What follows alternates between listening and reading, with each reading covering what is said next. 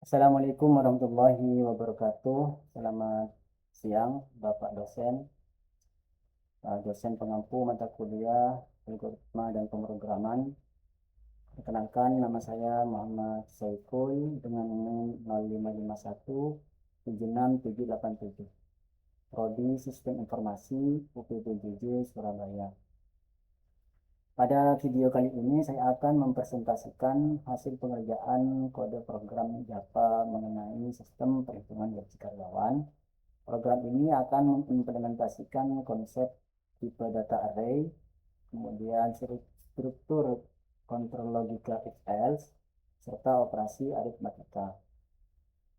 Mari kita mulai untuk membedah kodenya secara berurutan. Pertama, di baris ini saya menggunakan import java.util.scanner agar program ini bisa menjadi dinamis dan menerima input dari keyboard. Kemudian masuk ke dalam metode. Di sini saya menggunakan dua buah array bertipe double. Array pertama yaitu array gaji, di mana array gaji ini untuk menyimpan gaji pokok dengan indeks 0, yaitu untuk golongan A sebesar 5 juta. Kemudian untuk indeks 1, yaitu untuk golongan B sebesar 6.500.000. Kemudian untuk indeks kedua, yaitu untuk golongan C sebesar 9.500.000. Sedangkan pada array kedua, saya memasukkan array lembur, di mana array lembur ini adalah untuk menyimpan persentase uang lembur yang bertujuan dari yang berurutan dari 30%, 32%, 34%, 36%, serta 38%. Itu sesuai ketentuan jam lembur. Nah, penggunaan array ini bertujuan agar menyimpan data lebih efisien dan terstruktur.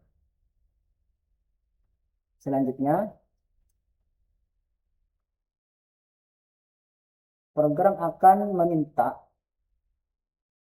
kepada pengguna untuk memasukkan atau menginput golongan dan jam lembur. Nah, input golongan ini saya proses menggunakan fungsi toUpperCase agar huruf kecil otomatis menjadi huruf kapital. Setelah input diterima, program akan mengeksekusi logika if else.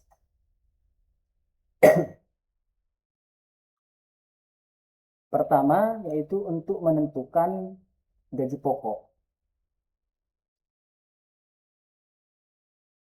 Jika inputnya adalah golongan A atau huruf A, variabel dari gaji pokok itu akan mengambil nilai dari array gaji, yaitu indeks 0. Sedangkan ketika golongan yang diinputkan adalah B, maka gaji pokoknya akan diambil dari array indeks ke-1. Begitupun ketika golongan yang diinputkan adalah golongan C, maka gaji pokoknya akan diambil dari array gaji pada indeks kedua.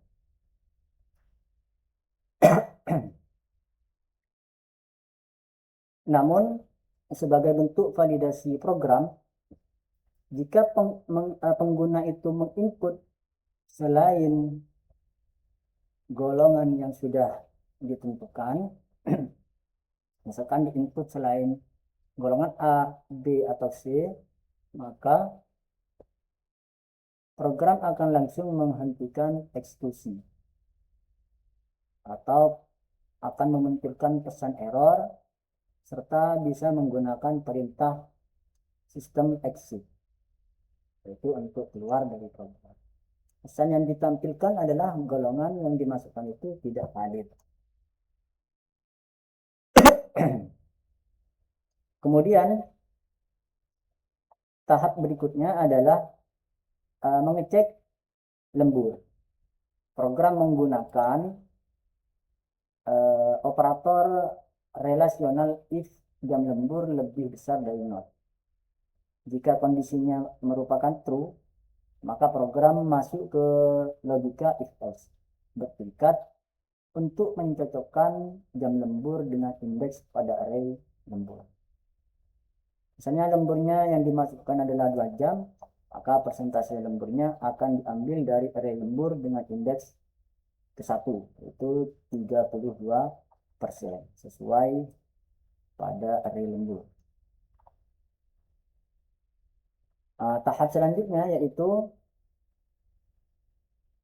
setelah persentase ini didapat, program akan menjalankan operator matematika di baris ini, yaitu variabel uang lembur itu akan didapatkan dari rumus persentase lembur dibagi 100, kemudian dikali gaji pokok. Jadi setelah persentasenya ini sudah didapat, program akan secara otomatis menjalankan operator matematika di baris ini, yaitu variabel uang lembur. Nah, uang lembur ini bisa didapat dari rumus persentase lembur dibagi 100, kemudian dikalikan dengan gaji pokok. Nah, untuk menghitung untuk perhitungan akhir, gaji pokok akan ditambahkan dengan uang lembur serta disimpan di variabel total gaji. Jadi untuk perhitungan di akhir, gaji pokok akan ditambahkan dengan uang lembur yang akan disimpan di variabel total gaji.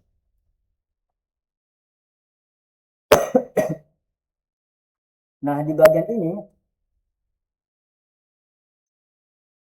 saya juga menggunakan string dot format agar angka nominal uang yang ditampilkan itu memiliki pemisah ribuan, sehingga tampilannya bisa lebih rapi.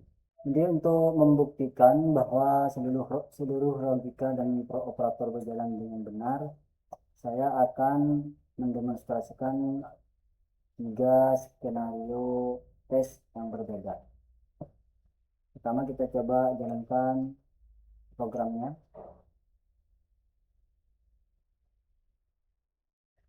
Jadi untuk skenario pertama saya akan menginput golongan T. Jam lemburnya adalah 3 jam. Seperti yang terlihat, program berhasil menarik gaji pokok sebesar 6.500.000 karena lemburnya adalah jam lemburnya 3 jam, maka program akan mengambil data persentase pada array kedua, yaitu 34%. Uang lembur itu akan secara otomatis dihitung, yaitu menjadi 2.210.000, sehingga total gaji bersihnya yaitu sebesar 8.710.000. Kemudian untuk skenario kedua, kita akan coba memasukkan golongan A, namun jam lemburnya itu 0.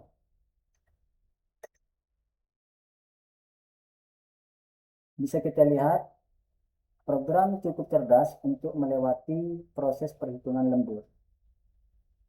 Gaji pokok di sini terdeteksi sebesar 5 juta, dan pada bagian uang lembur tertulis 0 rupiah atau tidak ada lembur, sehingga total gaji bersihnya itu tetap sama dengan gaji pokoknya. Kemudian pada skenario ketiga, kita akan coba memasukkan golongan B. Jam lemburnya adalah 2 jam. Maka bisa kita lihat hasilnya program tidak akan melakukan perhitungan sembarangan. Karena program ini sudah kita